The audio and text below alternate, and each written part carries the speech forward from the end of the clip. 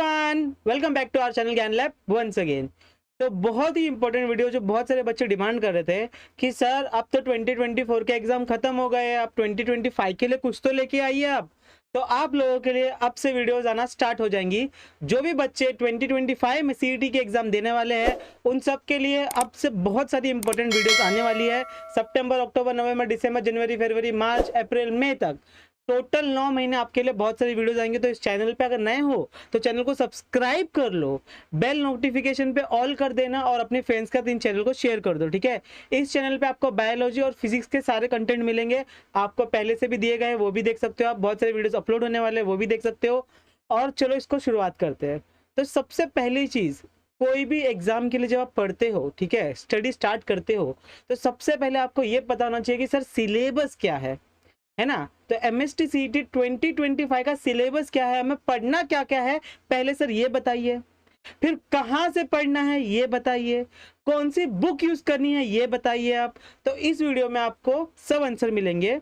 कौन सी book use करनी है, हाउ यू कैन स्कोर 99%, इसके ऊपर अलग से वीडियो आने वाले हैं। तो उनके लिए आप कमेंट कर देना, ठीक है, कि सर नेक्स्ट वीडियो प्लीज, कैसे हम लोग स्कोर कर सकते हैं, कौन सी बुक यूज कर सकते हैं, एक्सेट्रा एक्सेट्रा।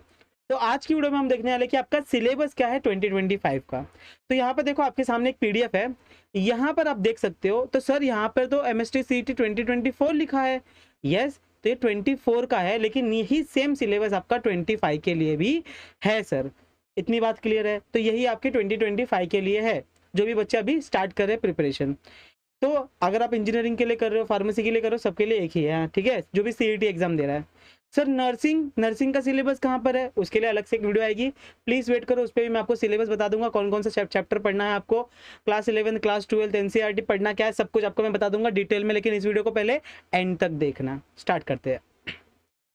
सबसे इंपॉर्टेंट क्वेश्चन, सर हमें एनसीईआरटी पढ़नी है कि अपनी स्टेट बोर्ड की बुक पढ़नी है। तो सबसे पहली लाइन में उन्होंने लिख के दे दिया है, the question will be based on syllabus of state council of education and research training, मतलब SCERT।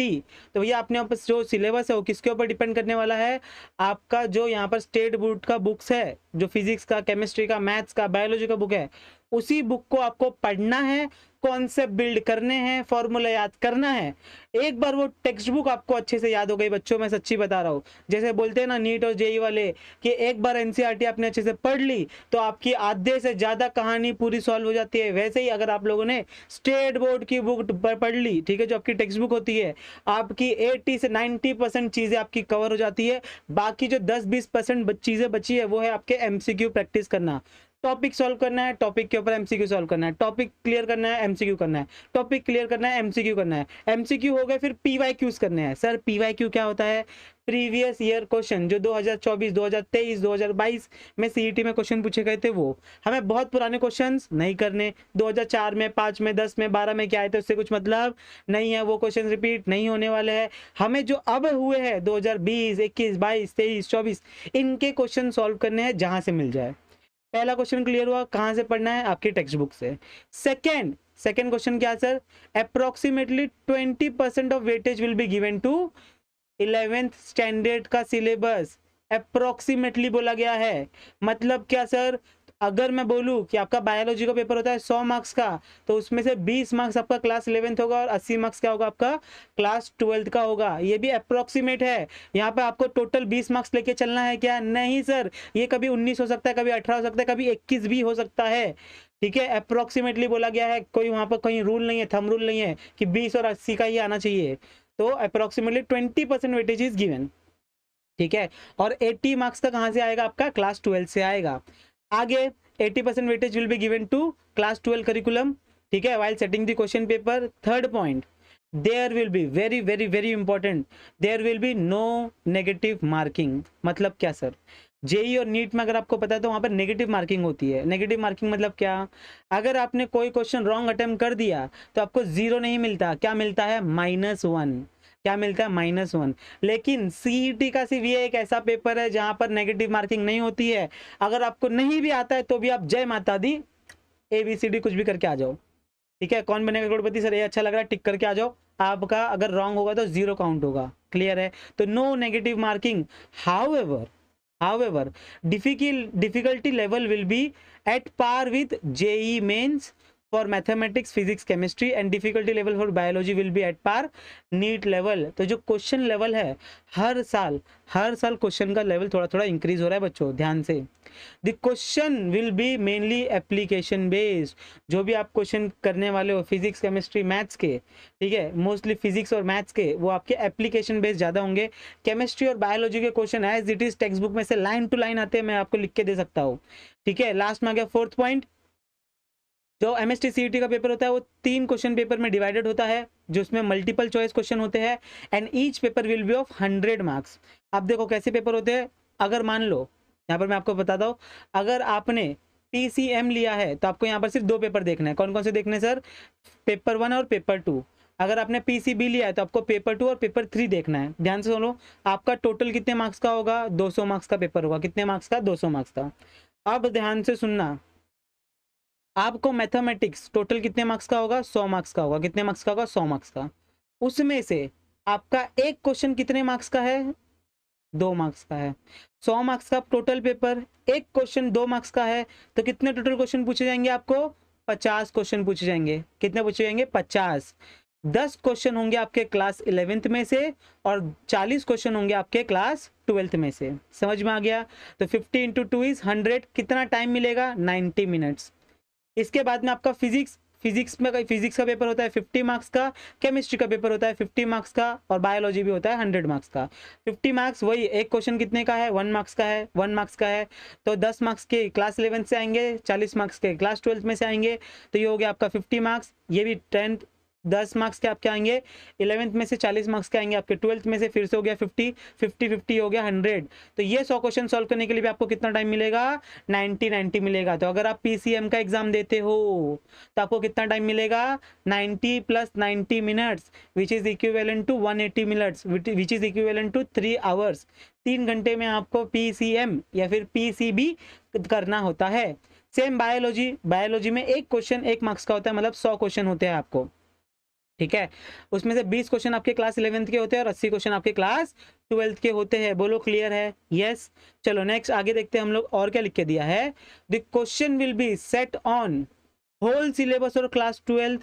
तो क्लास 12th के जितने भी चैप्टर है, फिजिक्स में 16, मैथ्स में 14, 15, केमिस्ट्री में, बायोलॉजी में 15, सब पूरा सिलेबस आएगा, पूरा एंटायर सिलेबस।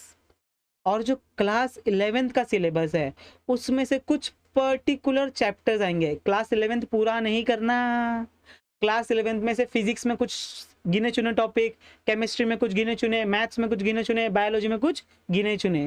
तो कौन कौन से सर? ध्यान से देखना। तो पूछेंगे, ध्यान से बता दो सर आप मुझे। सर यहाँ पर पूछे जाएंगे आपको, यहाँ पर क्लास 11th फिजिक्स में से मोशन इन अ प्लेन पूछा जाएगा, laws of motion, gravitation, thermal property, sound, optics, electrostatics, semiconductor. तो ये टोटल आपको ये 8 चैप्टर पूछने वाले हैं फिजिक्स में से, क्लास 11th में से। समझ में आ रही है बात?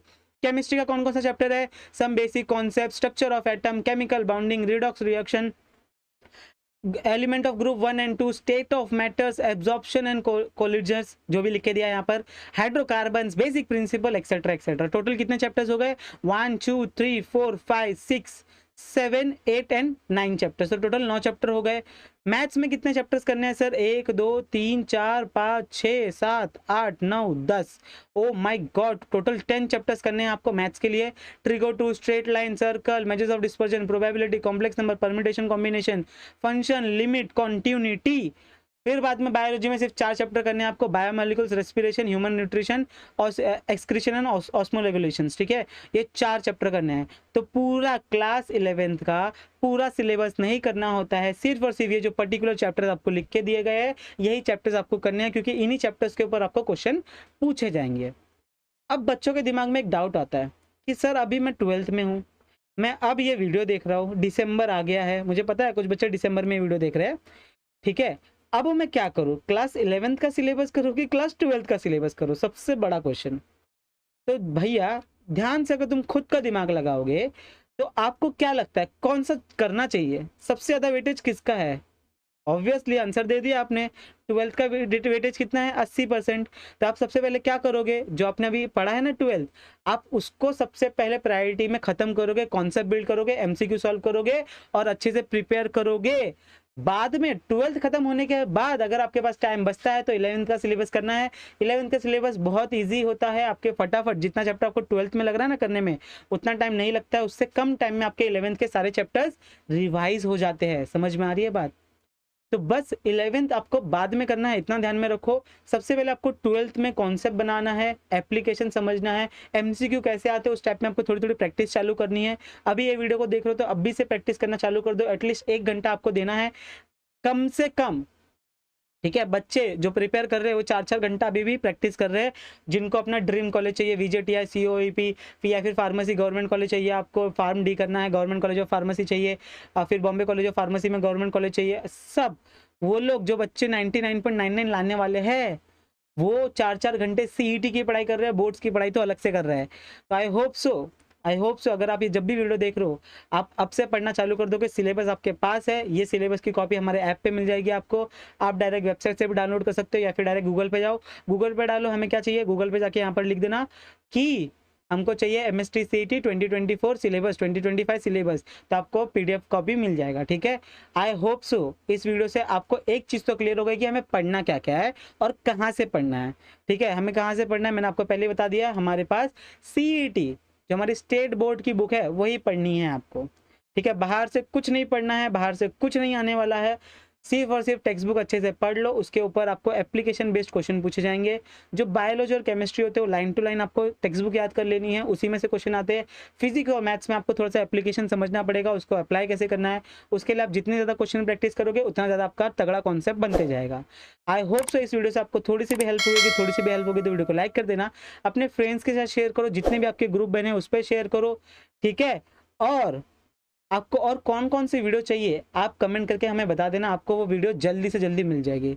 इस चैनल पे नहीं हो तो चैनल को सब्सक्राइब कर दो। मिलते हैं नेक्स्ट टाइम, तब तक के लिए पढ़ाई करते हो। Bye bye.